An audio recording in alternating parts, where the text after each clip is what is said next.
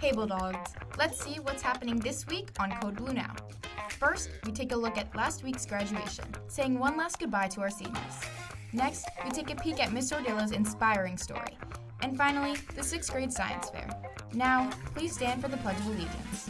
I pledge allegiance to the flag of the United States of America, and to the republic for which it stands, one nation, under God, indivisible, with liberty and justice for all. Please remain standing for a moment of silence. Thank you. Hey Bulldogs, I'm Giselle Pyrus. And I'm Eliza Rund. And welcome back to another episode of Code Blue Now. 3, 2, 1, 0.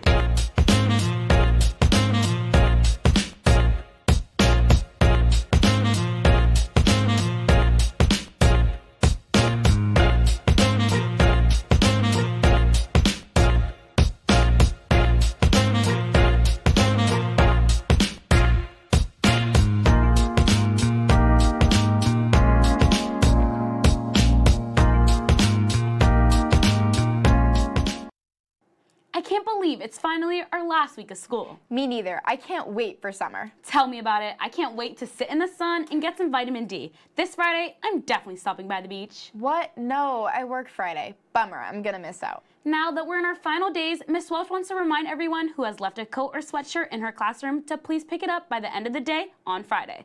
If it's not picked up, they'll be given to the lost and found. Thanks for the reminder, Giselle. Another suggestion, art students, please pick up your portfolios. Miss Palona's running out of room to store them. I'd hate for all that beautiful art to go to waste. I wonder if any seniors left their artworks. Speaking of seniors, did you go to graduation last Friday? I did. I was very emotional. There were so many people there to celebrate the seniors. I couldn't agree more. I definitely shed a few tears. I heard guest reporter Janelle went too. Let's check out the story.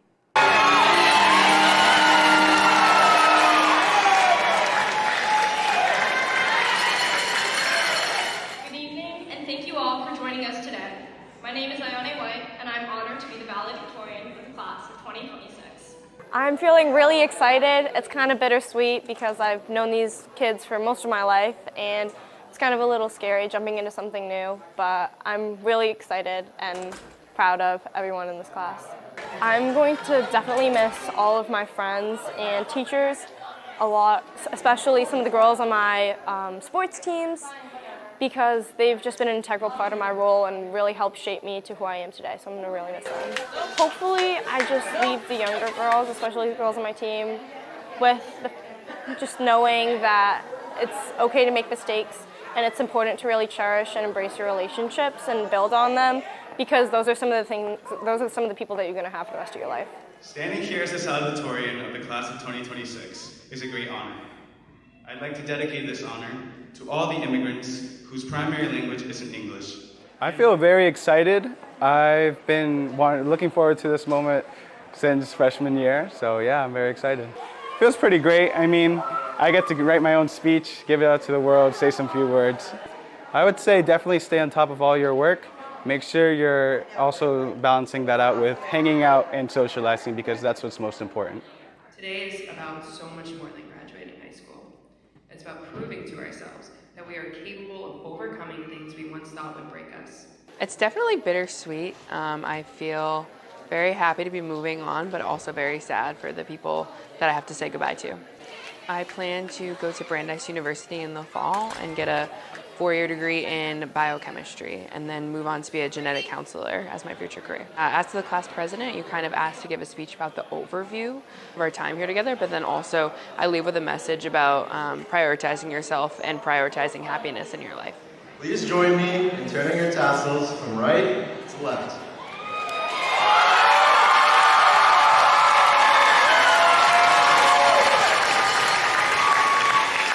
All right, this is it, y'all. On the count of 3. 1, 2, 3.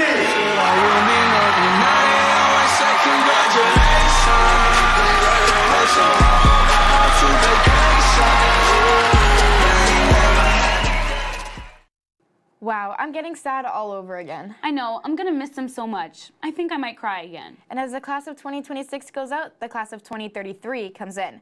Today, the 6th grade teachers held the step-up day to prepare the 5th graders for middle school. That's so sweet. I remember step-up day like it was yesterday. I was so excited to come to the high school side. Agreed. Also for the younger students, the middle school awards ceremony is tonight at 6. Check your email to see if you are receiving an award. Speaking of award ceremony, the high school award ceremony will be tomorrow at 6 p.m. in the auditorium.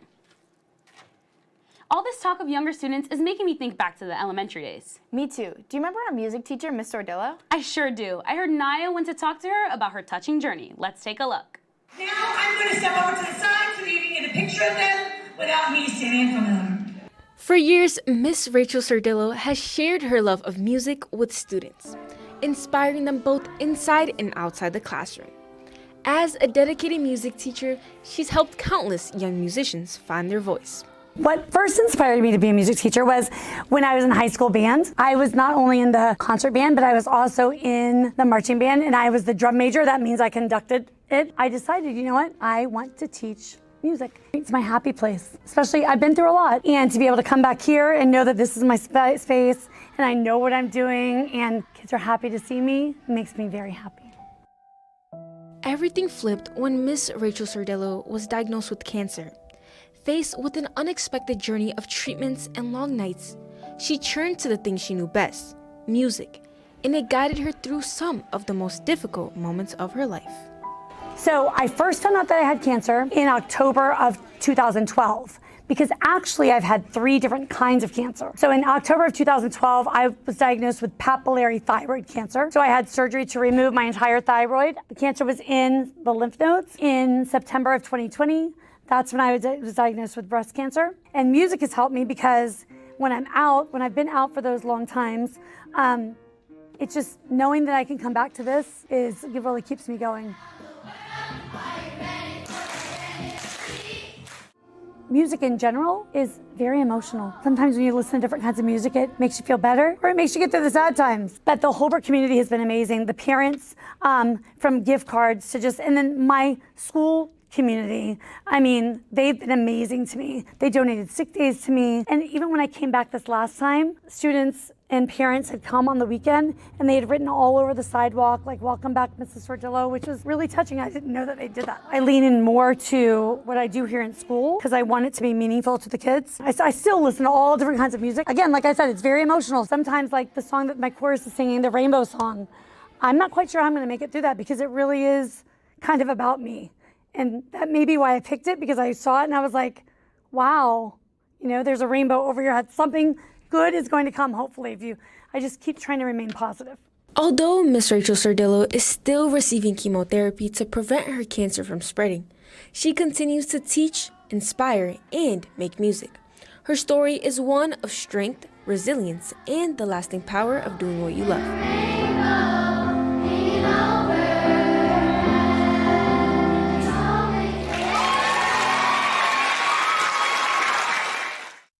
I never knew she went through all of that. She's truly inspiring. Seriously, hearing about her experience really changed my perspective. It's really awesome to see touching stories like that. It reminds us of what's truly important in life. I couldn't agree more, Eliza. Stories like these can teach us lessons we'll carry forever.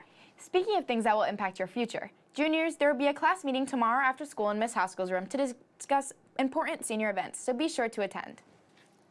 Another reminder, tomorrow is World Cup Spirit Day. Wear your favorite team's jersey or their colors. I know what team's jersey I'm going to wear. What team? Cape Verde. Me too. But hey, Eliza, did you know the 6th graders just had their science fair? What? No. I heard guest reporter Adele went. Let's kick it over to her.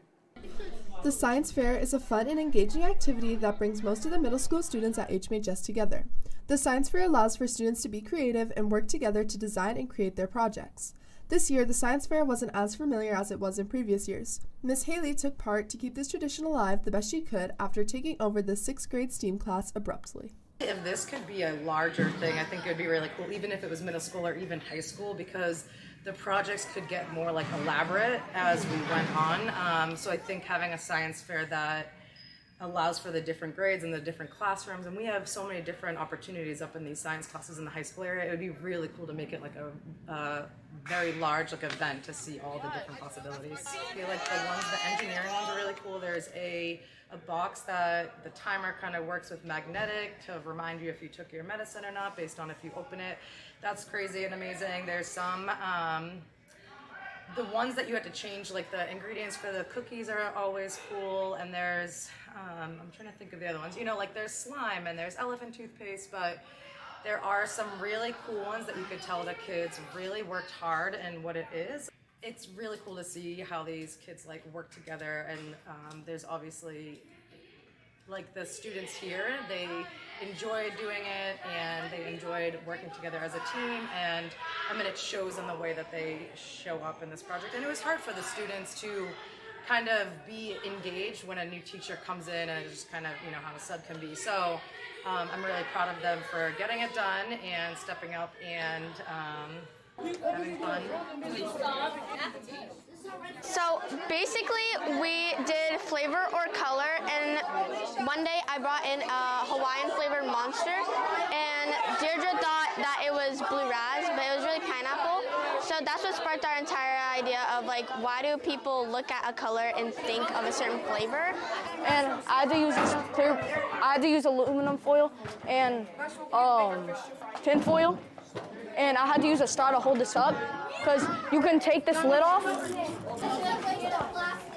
Getting to see the different projects and unique ideas that the students at HMHS are able to come up with shows how important and crucial the science fair is to the middle schoolers. The science fair allows for students to use their brains in an unlike kind of way. The voting and overwhelming area makes for a fun and an interactive climate that gives students a way to enjoy and separate themselves from classwork, while still being able to learn. That seemed really interesting. I wish I could have gone. That just gave me flashbacks to the disaster of my science fair project. Wow, 8th grade feels light years away. I can't believe we'll be juniors in a few months. I know, and with junior year comes a ton of responsibility. Definitely, and one of those responsibilities is student government positions. Yesterday, grades 9, 10, and 11 held their election speeches, as well as voting. The votes have been tallied up.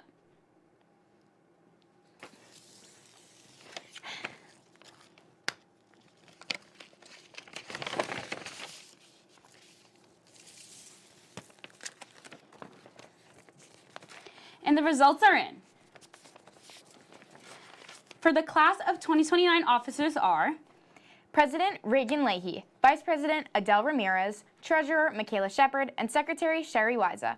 And for class representatives, Horatio Blair, Josh Serene, Riley Chiardi, John L. Lewis, and Dariani Otero. And now for the class of 2028 officers. President Eliza Runn, Vice President Chelsea Domingo, Treasurer Alice Michko, Secretary Isabella Velarde, and for student representatives, Dahana Calix, Nathan Carpio, Gianna Costa, Krista Patel, Giselle Pyrus, and Lennon Tran. And for the class of 2027 officers are President Salma Ziad, Vice President Zanaya De Silva, Treasurer Natalie Morales, Secretary Jaylene Etienne, and for class representatives, Michael David Adams, Hope Desire, Michaela Costa, Michaela Hopkins, Lily King, and Sia Milimuno.